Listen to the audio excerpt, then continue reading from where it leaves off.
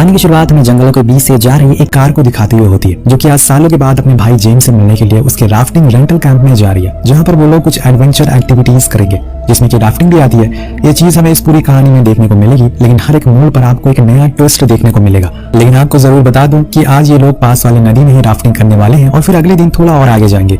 James के साथ 2 British tourist भी हैं, जिन्होंने यहाँ पर आने के लिए जेम्स को पैसे दिए, और उनके साथ है टैरिफ, जो कि जेम्स और जोई का बचपन का दोस्त है। पर जब जोई उसे देखती है तो उसका कुछ खास रिएक्शन नहीं होता। असल में उसके बारे में उसे पता नहीं था कि वो भी यहाँ पर आने वाला, इसीलिए वो थोड़ा हैरान थी। उसके चेहरे से हमें साफ पता चलता है कि ये दोनों का कुछ पुराना लफड़ा है। जोई उसे बाहर नहीं लाना चाहती थी, वो ऐसा दिखाने की कोशिश करती है कि जैसे सब कुछ नॉर्मल है। और इसके बाद अब सभी तैयार होने लगते। बीच बीच में वो थोड़ी मस्ती भी करते रहते हैं, क्योंकि जेम्स सभी से डेथ पेपर पर साइन करवा रहा था, क्योंकि इस एक्टिविटी में किसी की जान भी जा सकती है, जिसका जिम्मेदार वो खुद नहीं होने वाले। अब सभी बोट पर बैठ जाते हैं और खूब एंजॉय करते हैं। सभी लोग धीरे धीरे करके आगे तेज लहरों के पास पहुंचते हैं, लेकिन इसी दौरान अचानक से जो पानी में गिर जाती है, इसलिए बोट को रोकना पड़ता है और जेम्स जाकर उसे वापस लाता है। वो सालों बाद राफ्टिंग कर रही थी, इसीलिए उसे थोड़ा डर लग रहा था, लेकिन जेम्स उसे समझाता है कि ये काफी नॉर्मल चीज है। उसे अकेले बैठा हुआ देखकर उसके पास टैरिफ आता है बात करने के लिए, लेकिन जोई उसे खास इंपॉर्टेंस नहीं देती, उसकी वजह से वो वहां से चला जाता है। इसके बाद सभी लोग रात के लिए टेंट करते हैं। टेंट के बाद सभी लोग साथ में बैठते हैं और अपनी अपनी कहानियों के बारे में बताने लगते हैं, जो कुछ भी उन्होंने अभी तक जिंदगी में एक्सपीरियंस किया। जो बताती है कि वो भी एक डॉक्टर, उसने बहुत से लोगों से बात की और देखा है जो कि खुश नहीं है। उन्हें बस हमेशा लड़ाई झगड़े में मजा आता है, जो कि मुझे बिल्कुल अच्छा नहीं लगता। मुझे शांति अच्छी लगती है। मेरा एक बॉयफ्रेंड भी था, वो भी डॉक्टर था, लेकिन कुछ सालों पहले हम अलग हो गए। जिसके बाद वेंट और केन भी बताते हैं कि वो कुछ महीने पहले एक जगह पर गए थे राफ्टिंग करने के लिए। वो उनकी जिंदगी का सबसे अच्छा एक्सपीरियंस था, जो कि वो कभी भूलने वाले नहीं है। जिसके बाद जेम्स भी कुछ शेयर करता है, लेकिन टैरिफ कुछ भी नहीं कहता और चुपचाप स्मोक करता रहता है। वो किसी को कुछ बताना ही नहीं चाहता था। ऐसा लग रहा है कि वो बहुत सी चीजें छुपा रहा है। खैर, अब काफी रात हो जाती है और सभी लोग सोने के लिए चले जाते हैं। वेंट टॉयलेट के लिए जंगल में जाती है। इधर जोई सोने के लिए ब्लैंकेट खोलती है, लेकिन तभी जंगल से वेंट की चीखने की आवाज आती है। सभी वहां पर भागते हुए जाते हैं। वहां पर उन्हें टैरिफ पहले से ही खड़ा मिलता है, जो कि थोड़ा सा अजीब था। सभी टॉर्च जलाते हैं तो उन्हें पता चलता है कि वेंट के सर में फ्रैक्चर हो गया और बहुत ही ज्यादा खून बह रहा है, क्योंकि पास में ही पड़े हुए पत्थर पर वो गिर गई थी। जो डॉक्टर है तो वो उसे थोड़ा सहारा देती है और कुछ दवाइयां भी देती है, जिससे उसे थोड़ा दर्द कम हो। उसे कहीं ना कहीं टैरिफ पर शक, क्योंकि जब से वो यहाँ पर आई है वो यही खड़ा था, यानी कि उसे वेंट की आवाज सबसे पहले आई होगी। वो टैरिफ को सैटेलाइट फोन को लेने के लिए भेज देती है और फिर वेंट से पूछती है कि असल में यहाँ पर क्या हुआ था। वो बताती है कि वो उसके साथ जबरदस्ती कर रहा था। जब मैंने उसे मना किया तो उसने मुझे धक्का दे दिया। तभी वहाँ जेम्स और टैरिफ दोनों आते हैं और बताते हैं कि सैटेलाइट फोन में बैटरी खत्म हो गई। तो जो झूठ बोलती है कि इसके पास सिर्फ 2 ही घंटे बचे हुए हैं, हमें जितनी जल्दी हो सके इसे ट्रीटमेंट देना होगा, वरना कुछ अनहोनी हो सकती है। अब ये सुनकर जेम्स डर जाता है और सभी को बोट के पास चलने को कहता है। उन्हें सबसे पहले पास वाले फॉरेस्ट रेंजर के पास जाना होगा, जहाँ पर वो एयर एम्बुलेंस के जरिए वेंट को सिटी ले जाएंगे, तभी वो बच सकती है। यहाँ उनके पास 2 रास्ते थे, या तो वो पैदल जंगल के बीच से होते हुए स्टेशन के पास जाएं, या फिर वो लोग नदी के रास्ते से आगे बढ़ें, जो कि शॉर्टकट है। सभी नदी वाले रास्ते को चुनते हैं और उनके पास बोट भी मौजूद थी और सारे राफ्टिंग इक्विपमेंट भी। इसीलिए सभी वेंट को बोट पर बैठाते हैं, लेकिन पानी का बहाव तेज है और अंधेरा भी बहुत ज्यादा है, इसीलिए उन्हें ऐसे राफ्ट चलाने में बहुत मुश्किल हो रही है। लेकिन उन्हें ये करना ही होगा, क्योंकि वेंट के पास समय बहुत कम है। अभी तक जोई ने जेम्स को टैरिफ के बारे में कुछ भी बताया नहीं है। उसे लगता है कि अगर उसने ये सब किया है तो वो उन्हें रोकने के लिए कुछ न कुछ जरूर करेगा, और उसे इस बात की पूरी कंफर्मेशन है। वह यहाँ पर हमें एक और चीज पता चलती है कि अभी इस समय पर टैरिफ बेल पर है। उसे चोरी और कई जुर्म के लिए जेल भी जाना पड़ा है, जिसकी सजा अभी तक पूरी नहीं हुई है। और ये बात जब जोई को पता चलती है तो वो उसे और ज्यादा डर जाती है, इसीलिए उसे अभी तक उससे कोई बात नहीं की। अब वो लोग इस अंधेरे में बोट को और आगे लेकर जा रहे थे, लेकिन तभी बीच में पानी का बहाव काफी तेज हो जाता है। जिस बात का डर था वही होता है, बोट असल में पलट जाती है और सभी लोग पानी में गिर जाते हैं, जिसमें कि वेंट मिसिंग थी। एक तो पहले से अंधेरा था, ऊपर से एक और मुसीबत। सभी बहुत परेशान थे, लेकिन जोई को अहम मौके पर वेंट पानी में गिर जाती है।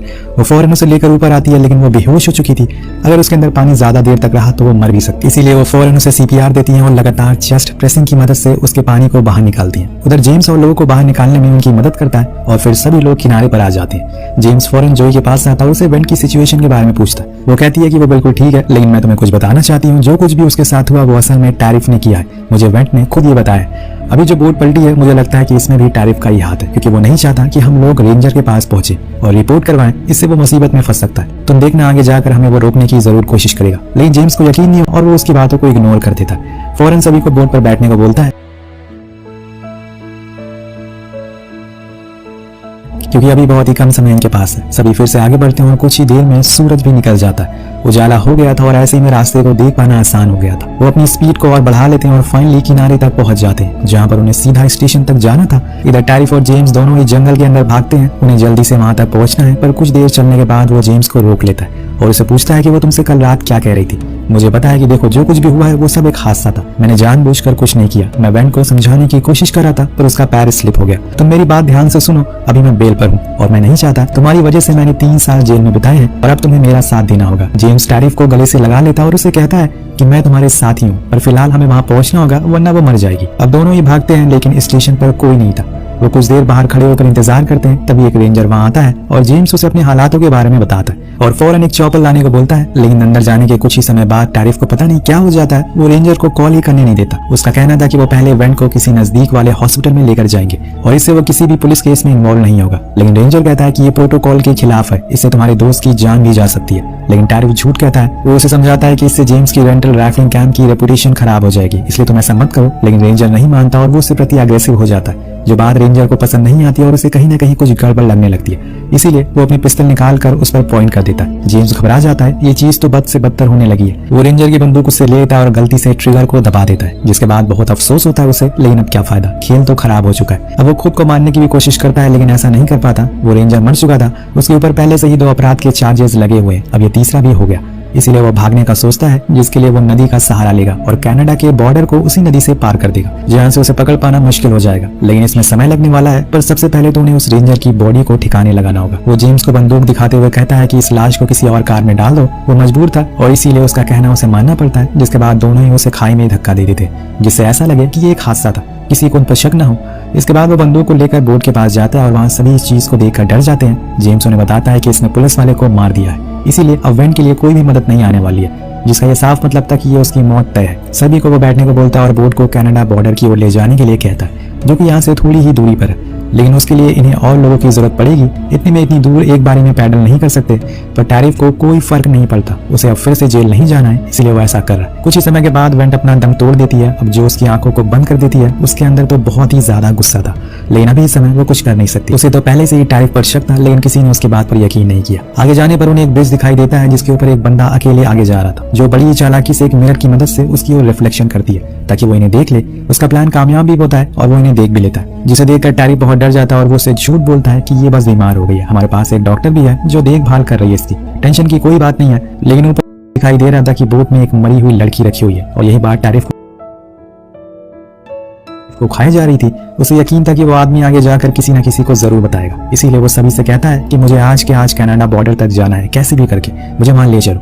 लेकिन जेम्स कहता है कि हमारी बोट पर वजन ज्यादा है, इसलिए स्पीड से चला पाना इसे आसान नहीं है। तो टैरिफ कहता है कि ठीक है, वेन को दफना दो, जिसके लिए सभी मान जाते हैं और फिर किनारे पर ही वेन को दफना दिया जाता है। जिसके बाद वो लोग फिर से बोट की तरफ जाने लगते हैं, लेकिन कुछ ही देर में अंधेरा हो जाता है। ऐसे में राफ्ट को चलाना आसान नहीं है, इसीलिए वो सभी डिसाइड करते हैं कि वो आज यहीं पर ठहरेंगे। बीच रास्ते में चलते हुए टैरिफ जो से कहता है कि तुम्हें पता है मैंने ये सब तुम्हारे लिए किया है, ताकि तुम किसी भी चक्कर में ना फंसो। क्या तुम्हें कुछ पता है? अगर नहीं पता तो मैं तुम्हें बता दूं। मैं 3 साल तक जेल में रहा था सिर्फ तुम्हारे भाई के चक्कर में। वो सालों पहले एक स्मगलर के साथ काम किया करता था और बड़े बड़े लोगों को गांजा जैसी चीजें सप्लाई करता था, लेकिन मैं इन सब चीजों से दूर था। पर उसने मुझे पैसों का लालच दिया और मुझे भी इन सब चक्करों में फंसा दिया और उसके सारे गुनाहों को मैंने अपने सर ले लिया और 3 साल जेल में रहा। ये सब सुनकर जोई को तो यकीन ही नहीं होता, उसने इन सब चीजों के बारे में कुछ पता ही नहीं होता, पर उसे अभी भी टैरिफ पर गुस्सा आ रहा था क्योंकि उसकी वजह से वेन की जान गई। अब रात हो जाती है और वो सभी को पेड़ से बांध देता और सोने को कहता है, क्योंकि उन्हें कल कैसे भी करके यहाँ से निकलना है और कनाडा जाना है। लेकिन यहाँ जोई के दिमाग में वही बात घूम रही थी जो उसे टैरिफ ने बताई थी, इसीलिए वो अपने भाई से पूछती है तो बताता है कि उस समय वो नशे में रहा करता था और ज्यादातर गलत लोगों के साथ उठता बैठता था, उसे कुछ पता नहीं है वो क्या कर रहा है। जोई कहती है कि तुम्हें पता है जब मैं 15 साल की थी तो टैरिफ ने मेरे साथ छेड़छाड़ किया था, उसकी इजाजत तुमने खुद उसे दी थी। जिसके जवाब में जेम्स कहता है कि मुझे इस बारे में कुछ पता नहीं है, उस समय मुझे लगा कि तुम दोनों साथ में हो, इसीलिए मैंने कुछ नहीं कहा। अब इतनी देर में वहां पर मैक्स आ जाता है। ये वही बंदा था दोस्तों जो हमें ब्रिज के ऊपर दिखाई दिया था। तो मैंने आपको उसी समय बताया था कि इसे पता चल चुका है कि कुछ गड़बड़ है, इसीलिए इनके पूरे रास्ते पीछा करता रहा। अब वो तो सबसे पहले टैरिफ की बंदूक उसके हाथ से लेने की कोशिश करता है, लेकिन वो असफल हो जाता है क्योंकि उसने बहुत ही जोर से उसे पकड़ रखा था।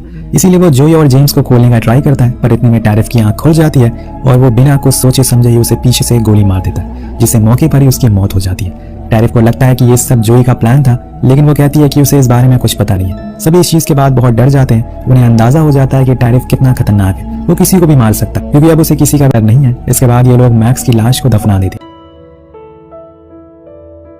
और फिर से जाकर बोट पर बैठ जाते हैं। लेकिन क्रिश्चियन जो कि वेन की दोस्त है, वो बहुत ही चालाकी से मैक्स की जेब से उसका चाकू निकाल लेती है और फिर जब ये लोग बोट पर बैठते हैं तो उसमें छेद कर देती है, लेकिन जो ये देख लेती है टैरिफ को कहीं ना कहीं उस पर शक, लेकिन क्रिश्चियन मना कर देती है, उसे कुछ नहीं किया। उन्हें मजबूरन किनारे पर आना पड़ता है, जिसके बाद जेम्स उस बोट को ठीक करने के लिए अपने बैग को खोलता है और इसी का फायदा उठाकर वो एक स्प्रे टैरिफ के मुंह पर मार देता है, जिससे कि वो थोड़ी देर के लिए ब्लाइंड हो जाता है। जिसके बाद उन दोनों में लड़ाई होना शुरू हो जाती है। उधर जोई क्रिश्चियन की रस्सी को खोल देती है और फिर वो दोनों जंगल के अंदर भागना शुरू कर देते हैं। जब कुछ देर वो चले जाते हैं तो उन्हें एक गोली की आवाज सुनाई देती है और जब जोई पीछे मुड़ती है तो वहां उसे टैरिफ दिखाई देता है, यानी कि जेम्स को गोली लगी है। क्रिश्चियन उसे भागने को बोलती है, लेकिन वो अपने भाई को ऐसे मरता हुआ छोड़कर नहीं जा सकती, इसीलिए वो दूसरे रास्ते को चूज करती है, जिसकी वजह से दोनों अलग हो जाते हैं। जोई के पीछे टैरिफ पड़ जाता है, पर जब तक उसे पकड़ पाता वो एक पहाड़ के नीचे कूद जाती है। हालांकि टैरिफ उस पर गोलियां चलाता है, लेकिन उसे कुछ नहीं होता। वो जाकर जेम्स से मिलती है और देखती है कि उसे बहुत खून निकल रहा है। वो फौरन उसे बोट पर बैठाती है और वहां से निकल जाती है। इधर से टैरिफ उस पर गोलियां चलाता है, लेकिन एक भी गोली उसे नहीं लगती। पर इतनी ही देर में उसे वहां पर दो लोग दिख जाते हैं जो कि राफ्टिंग करने के लिए आए थे। उन्हें उस पर शक होता है, लेकिन वो कुछ समझ पाते हैं कि टैरिफ उन्हें भी गोली मार देता है और उनकी बोट को चुरा कर वहां से भागने लगता है। इधर जोई अपनी जान बचाकर भाग रही थी, लेकिन उसका सामना तेज लहरों से होता है, जिसके लिए वो काबिल नहीं थी और इसीलिए आगे जाकर बोट पलट जाती है और दोनों ही गिर जाते हैं। जेम्स की तो हालत बहुत बेकार थी, इसीलिए जोई फौरन उसे किनारे पर लाती है और उसका खून बहना बंद ही नहीं हो रहा था। वो कुछ कर पाती कि तभी उसे पीछे से कोई चाकू मार देता और ये कोई और नहीं बल्कि टैरिफ था। वो उसको भी मारने के लिए पागल हो गया था, लेकिन जेम्स ऐसा नहीं होने देता। वो खुद की बहन को ऐसे मरता हुआ देख नहीं सकता, इसीलिए वो उसके अंदर जितनी भी ताकत थी वो उसे खड़ा होता है और टैरिफ को पकड़कर नदी में कूद जाता है और बहते हुए वाटरफॉल के पास जाता है, जिससे दोनों ही साथ में नीचे गिर जाते हैं। जो ये सब दर्द में रहते हुए देख रही थी, उसे कुछ नहीं समझ रहा था कि वो क्या करे। उसे एक गोली भी लगी थी जिसे वो खुद के हाथों से निकालती है और वहीं पड़ी रहती है। शायद उसका भी आज अंत है, लेकिन इतने में उसे ऊपर एक चॉपर दिखाई देता है जिसमें क्रिश्चियन थी और फाइनली क्रिश्चियन उसे देख लेती है। वो मदद के लिए आ गई थी, फौरन उसे ऊपर खींच लिया जाता है और ऊपर जाकर वो क्रिश्चियन से साफ साफ कहती है कि अब कोई नहीं बचा, सब खत्म हो गया। इसी के साथ ये कहानी का यही अंत हो जाता है। आपको कहानी कैसे लगी नीचे कमेंट करके जरूर बताएगा। मिलते हैं अगली वीडियो में। पीस।